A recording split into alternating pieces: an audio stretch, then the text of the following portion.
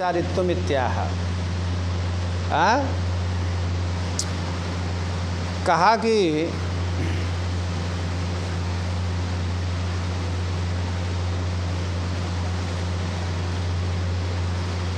किस रस का जो कौन सा रस जो है कहाँ पर संचारी भाव हो जाता है, कौन सा रस जो है, समझ रहे हो कि नहीं? जैसे श्रृंगार रस इत्यादि है, तो रति आदि भाव जो है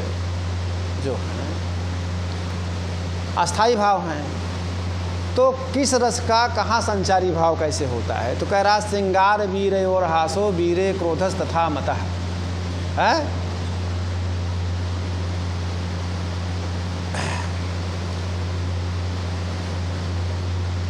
कहा कि श्रृंगार वीर, श्रृंगार रस है, उसका अस्थाई भाव क्या है? रति। उसका अस्थाई भाव रति है। और उसमें व्यभिचारी भाव माने संचारी भाव कौन कौन से हैं? कहा वीर में हास, श्रृंगार में क्या है? श्रृंगार वीरयोर हासो, श्रृंगार और वीर रस में हास क्या है? संचारी भाव। श्रृंगार में हंसना होता है, हमेशा नहीं हंसते हो ना, थोड़ा हंस लिए उसके बाद। तो श्रृंगार में हास जो है, वीर रस में भी हंसी आती, हंसते हैं लोग थोड़ी देर के लिए। तो हमने संचारी भाव का बताया था, जैसे बादल चमक रहे हैं, थोड़ी सी बिजली उसमें दिखाई दी, उसके बाद गायब हो गई। ऐसे ऐसे जो चमकते रहते हैं वो संचारी भाव, संचरण करना। वैसे श्रृंगार में और वीर रस में हास जो है व्यभिचारी भाव है। और वीर में क्रोध क्या है? वीरे क्रोधस तथा मतः, वीर में क्रोध जो है वो क्या है? संचारी भाव। वीर रस होगा, थोड़ी देर के बाद क्रोध आ जाता है, फिर चला जाता है, संचरण किया। हाँ, उसके बाद जो है शांत जुगुप्सा कथिता व्यभिचारितया पुनः, शांत रस में जुगुप्सा, ये क्या है? व्यभिचारी भाव। शांत रस में जुगुप्सा जो है व्यभिचारी भाव हो जाता है। इत्याद्यन्यत समुन्नेयम तथा भावित बुद्धि भी, भावित बुद्धि भी, भावित माने परिपक्व बुद्धि वाले हैं। परिपक्व बुद्धि वालों को इस विषय में स्वयं क्या नाम से ज्ञान, स्वयं जान लेना चाहिए, स्वयं को समझ लेना चाहिए। जो परिपक्व बुद्धि वाले हैं, इस तरह से अन्य रसों में भी कौन व्यभिचारी भाव होगा, इस बात को समझ लेना चाहिए, जान लेना चाहिए, वो नियम जान लेना चाहिए। अत अस्थाई भाव का, अब अस्थाई भाव जो है कौन कौन से हैं, कितने हैं अस्थाई भाव? किसे कहते हैं अस्थाई भाव? अस्थाई भाव किसे कहते हैं? कहा कि देखिए, अविरुद्धा विरुद्धा व जम तिरोधातुम अक्षमाः, आत्म आस्वादांकुरकंदोषौ भावास्थायिति संभवः, भावास्थायिति संभवः या संगीतः। कहा कि जिसे विरुद्ध अथवा अविरुद्ध माने अनुकूल, अविरुद्ध माने प्रतिकूल, समझ रहे हो ना? जिसको अविरुद्ध माने अनुकूल, अविरुद्ध माने प्रतिकूल, समझ रहे हो ना? भाव जिसे तिरोहित करने में असमर्थ हो जाते हैं, मतलब उनका कुछ बिगड़ नहीं पाता है, समझ रहे हो? ऐसे रस का अनुभव का मूल वह जो है अस्थाई भाव कहा जाता है, अस्थाई भाव माना जाता है। माने जिसको अनुकूल, जो भाव अनुकूल हो, अथवा विरुद्ध माने प्रतिकूल भाव, जिसे तिरोहित माने जिसे दबा ना सकें, वो हमेशा एक जैसा रहे, ऐसे जो रस के अनुभव का मूल रूप है वह अस्थाई भाव कहलाता है, उसे अस्थाई भाव कहा जाता है। यदुक्तम, जैसे कहा गया है क्या? सृक् सूत्र वित्या भावानाम अन्येषाम अनुगामकः न तिरोधीयते स्थायी तैरसौ पुष्यते परम।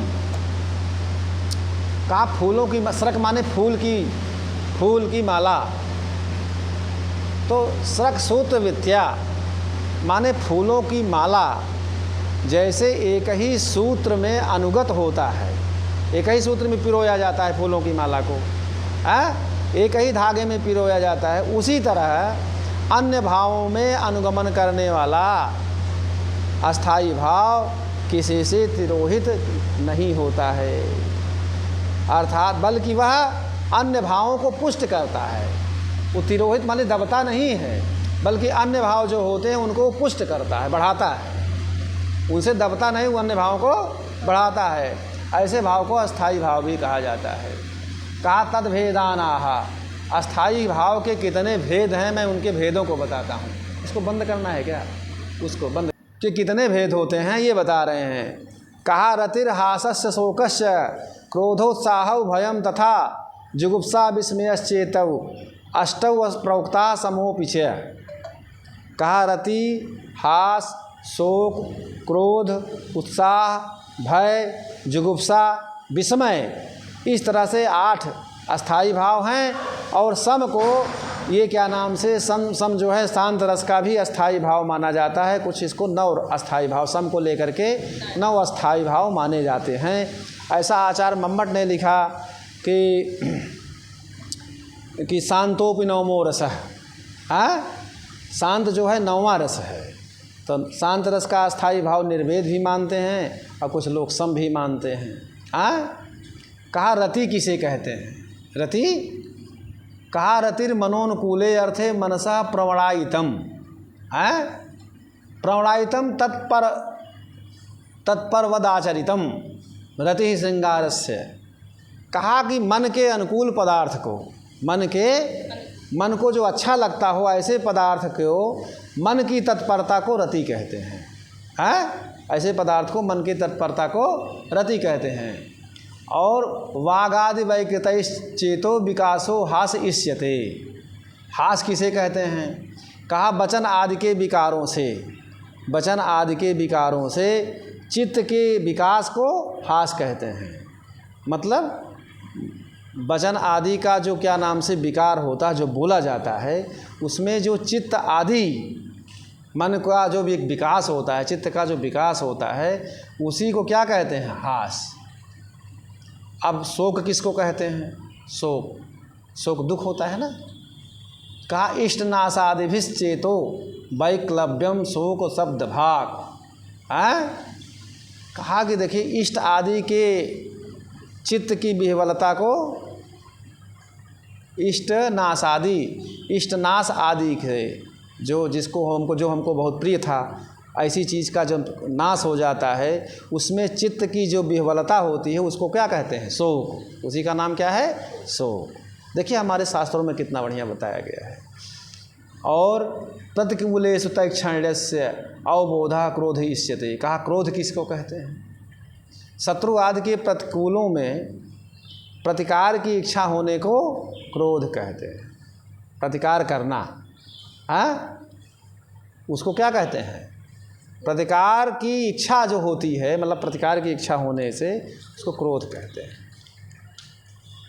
अब हर अस्थाई भावों को बता रहे हैं कैसे कैसे है। कायारंभेषु संरंभा अस्थेयानुत्साह उच्यते। अब देखिए वीर रस का अस्थाई भाव क्या है? उत्साह। होता जहाँ उत्साह है होती सफलता भी वहीं। जहाँ उत्साह होता है वहीं कार्य की सफलता होती है। उत्साह अगर नहीं है तो कार्य की सफलता नहीं होगी। जान लो, किसी कार्य की सफलता के लिए उत्साह होना जरूरी है। क्या भगवान क्या कर रहे हैं आप भी। कहा कार्य के आरंभ से अत्यंत स्थिर आवेश को उत्साह कहते हैं। कार्य के आरंभ से अत्यंत स्थिर आवेश को क्या कहते हैं? उत्साह कहते हैं। ठीक, बंद कर दो। भय क्या है? भय रौद्र शक्त्या तु जनितम चित्त वैक्लव्यजम भयम।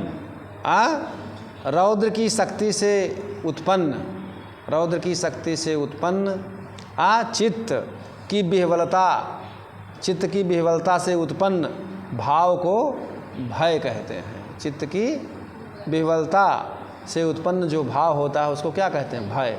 भय मतलब डर। और जुगुप्सा, जुगुप्सा मतलब घृणा, जुगुप्सा मतलब घृणा। तो कहा दोषे क्षणादिभिर्गरहा जुगुप्सा विषयोद्भवा। दोष के दर्शन आदि से, हैं, दोष के दर्शन आदि से, हैं, दोष के दर्शन आदि से विषय में होने वाली घृणा को जुगुप्सा कहते हैं। विषय में होने वाली घृणा को जुगुप्सा कहते हैं। विविधेषु पदार्थेषु लोक सीमाति वर्तिषु विस्फारश्चेतसो यस्तु स विस्मय उदाहृतः। विस्मय किसे कहते हैं? विस्मय कहा लोक की सीमा को अतिक्रांत करके अनेकों पदार्थों में चित्त के विस्तार को विस्मय कहते हैं। सम क्या है? शांति। सम को क्या कहते हैं? शांति। समो निरीहावस्थायाम स्वात्म विश्रामजम सुखम। कहा निष्प्रिय अवस्था में, जब जीव निष्प्रिय अवस्था में परमात्मा में होने वाले विश्राम में उत्पन्न, विश्राम के द्वारा उत्पन्न जो सुख है, उस सुख को क्या कहते हैं? सुख। हाँ, उसी को सुख, उसी को सम कहते हैं। उससे उत्पन्न होने वाले सुख को सम कहते हैं। अब जैसे रति का उदाहरण दे रहे हैं, जैसा मालती माधवे रति, मालती के प्रति माधव की जो प्रेम था वो रति का उदाहरण है। लटक मेल के हासा, ये लटक और मेलक को देख करके लोगों को हास आता है, तो हास का वो अस्थाई भाव है वहाँ। रामायण में क्या नाम से कौन सा वो है? करुण रस प्रधान है, तो उसका अस्थाई भाव कौन है? सो। ठीक। महाभारते सम शांत रस है ना। एवं अन्यत्रापि, ऐसे अन्य जगहों पर भी क्या नाम से आपको जान लेना चाहिए कौन किसका स्थायी भाव है। समझ रहे हो ना? अच्छा, कहा कि एते ही अनंतराः, इसके बाद उत्पद्यमानैस्तैस्तै विरुद्धै अविरुद्धैश्च भावैरनुच्छिन्नाः प्रत्युत परपुष्टायो सहृदयानुभव सिद्धाः।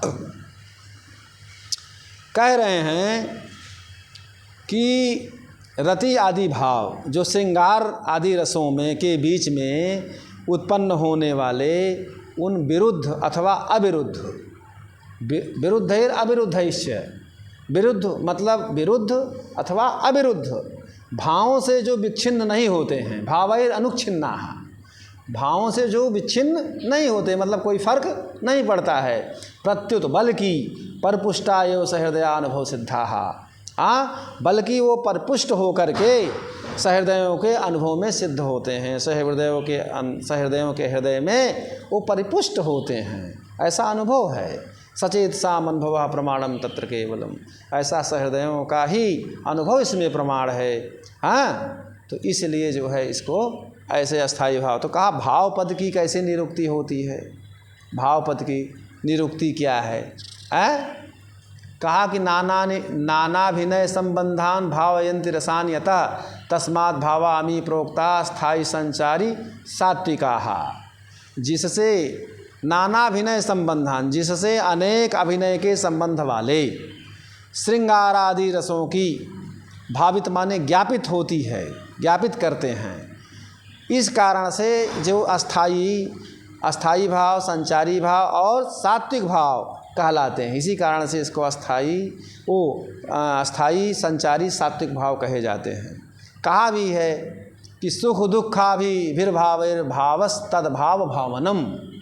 सुख दुख आदि धर्मों से रति आदि भावों के उद्भावन करने को भाव, उद्भावन माने प्रकाश करने को क्या कहते हैं? भाव कहते हैं। अब कहा कि अब इसको छोड़ दो, अब